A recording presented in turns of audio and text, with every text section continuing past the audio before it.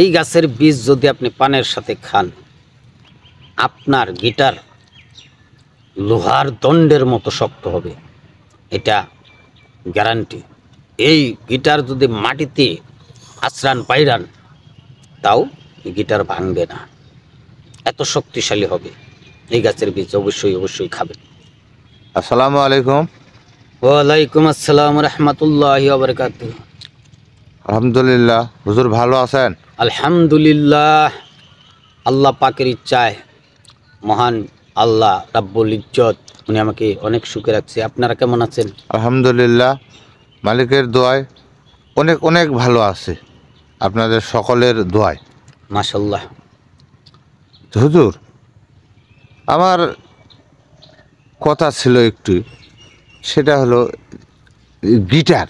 হুম। এই গিটারটা বাজাবে, এই গিটারটা আসলে কী দিয়ে বাজাবে? গিটারটা আমরা দেখছি গান বাজনায় গিটার হাত দিয়ে বাজায়, কেউ লোক দিয়ে বাজায়, কিন্তু আপনি একটা কথা বললেন গিটার বাজাবে। আসলে এটা কোন গিটার? এই গিটারটা কিভাবে আমরা বাজাবো? দয়া করে আপনি আমাদেরকে একটু বলেন। ধন্যবাদ আপনাকে। এই গিটারটা হলো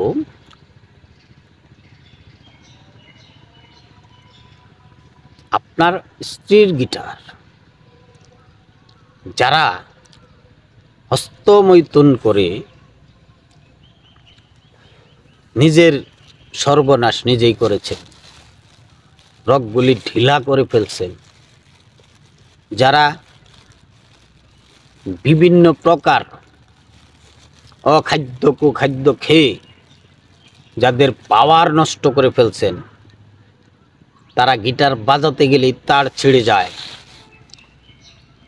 যারা নাকি নিজের বয়সের চেয়ে বেশি বয়সের নারী সঙ্গম করেছেন, তারা নষ্ট হয়ে গেছেন, তারা এখন তার স্ত্রীর গিটার বাজাতে পারতেছেন না।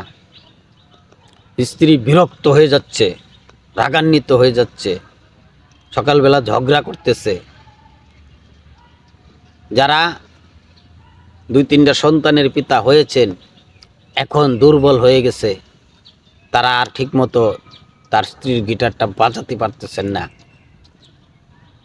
তারা এই বীজটা খাবেন। যারা বলেন যে আমি তো আগে ভালোই পারতাম, খুব আরাম করে গান গাইতাম, এখন গান ধরি আর গিটারের তার ছিঁড়ে যায়, তাদেরকে বলছি যে তারা এই গাছের বীজ পানের সাথে খান, হালকা একটু মধু মিশিয়ে, গিটার বাজবেই, থামবে না, ইচ্ছা মতো বাজবে। তার ভিতরে কিছু নিয়ম কানুন রয়েছে, এই নিয়ম কানুনগুলি আপনারা মানবেন। সেই নিয়মগুলি আগে আপনাদেরকে বলে দিই, তারপরে আমি এই অল্প সময়ের মধ্যেই আমি সেই গাছের বীজটার কথা বলছি। সে নিয়মটা হলো, আপনি যখন যাদের বয়স আমার চেয়েও বেশি হয়ে গেছে, তারা মনটা দুর্বল যে আমি ঠিকমতো গিটারটা বাজাতে পারতেছি না, আমার বাজানোর শখ আছে কিন্তু বাজাতে পারতেছি না, তারাও যদি এই গাছের বিচি পানের সাথে হালকা মধু মিশিয়ে খেতে পারেন, গিটার বাজবে, আপনার বাজতেই থাকবে। আপনি 80 বছর পর্যন্ত একটা সময়সীমা থাকবে এটার মধ্যে। তো যা হোক, যে গাছটার কথা আমি বলছিলাম তার আগে আরও 2-1টা গাছের কথা আমি বলে যাই। যেমন আপনি যদি তুকমা গাছের শিকড় মাজায় বেঁধে নিতে পারেন, তাহলে কিন্তু আপনার অনেক সময় পাবেন, অনেক সময়। যদি লজ্জাবতীর শিকড় মাজায় বেঁধে নিতে পারেন, অনেক সময় পাবেন। যাদের বিভিন্ন প্রকারের সমস্যা আছে তারা খারাজোড়া পাতার কচলিয়ে থেতলে পানি দিয়ে খেতে পারেন। তারা তাল মাখনা খেতে পারেন, 1 চিমটি তাল মাখনা 1 গ্লাস পানি খেতে পারেন, খুব উপকার, খুব কাজে লাগে। তারা খেতে পারেন আজওয়া খেজুর, প্রতিদিন একটা করে, খুব উপকারে আসবে। তারা উলট কম্বলের ডাটা ভিজিয়ে খেতে পারেন, খুব উপকার আসবে। তারা খেতে পারেন নাপা শাক, খুব উপকারে আসবে। ক্যালসিয়াম যাদের শর্ট হয়ে গেছে তাদের জন্য কিন্তু এই কথাগুলি বলে দিচ্ছি, খুব উপকার। এটা বিনা খরচে মারাত্মক উপকার।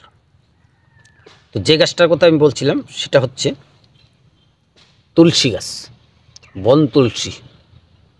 সেই বন তুলসী গাছের বীজ, তুলসী গাছের ফুলটা যখন পেকে যাবে, পাকার পর এর ভিতরে কালো বীজ হবে, সেই বীজ 2 আঙ্গুলে 1 চিমটি নেবেন, নেওয়ার পর একটা পানের সাথে দিবেন, আর সেই পানের সাথে 3 থেকে 4 ফোঁটা মধু দিবেন, দিয়া পানটা চিবিয়ে খাবেন। চিবিয়ে খাবেন, এইরূপ খেতে থাকবেন। কিছুদিন খাওয়ার পরে যাদের নড়বড়ে হয়ে গেছে তাদেরটা শক্তিশালী হয়ে যাবে, লোহার দণ্ডের মতো। অবশ্যই অবশ্যই হবে, হাস্যকরের কোনো ব্যাপার না এখানে। এটা 100% উপকারী একটা গাছ। এই গাছটারে হিন্দু দাদারা, হিন্দু মায়েরা, হিন্দু বোনেরা পূজা করে। আমরা এটাকে মুসলমানরা অবহেলিতভাবে রেখে দিই, কিন্তু এই গাছটার এত গুণ ক্ষমতা, যদি আপনি একবার এই তুলসী গাছের বীজ পান দিয়ে খাইতে পারেন, আপনার গুণের ক্ষমতা নিজেই টের পাবেন।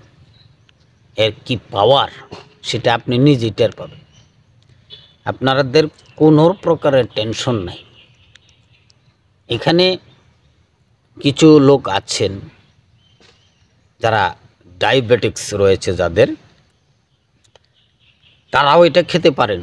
তাদেরকে আমি একটা টিপস দিব যে প্রতিদিন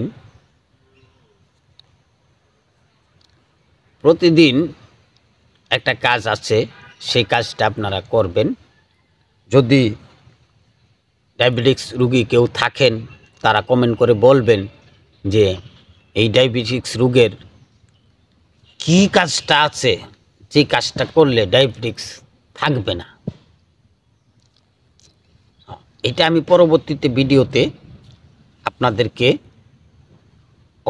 অবশ্যই দেব। যেই কাজটা আপনারা করতে পারলে বিনে পয়সায়, বিনে খরচে সেই ডায়াবেটিক্সটা নির্মূল হয়ে যাবে। তো ভিউয়ার্স, সম্মানী ভিউয়ার্স, আপনাদেরকে অনেক অনেক সম্মান করি, অনেক অনেক সম্মানিত আপনারা জ্ঞানী এবং গুণী। আপনাদের কাছে বলবো যে ভিডিওটা যদি ভালো লেগে থাকে তাহলে একটা লাইক অবশ্যই দিবেন। আর যদি চান যে এই কথাগুলি আরও 10 জনের মাধ্যমে প্রচার করতে, তাহলে শেয়ার করবেন। আর যারা নতুন আছেন তাদেরকে অনুরোধ করব চ্যানেলটা সাবস্ক্রাইব করে আমাদের পাশে থাকবেন। আরও ভালো ভালো ভিডিও অবশ্যই দেবো। আসসালামু আলাইকুম।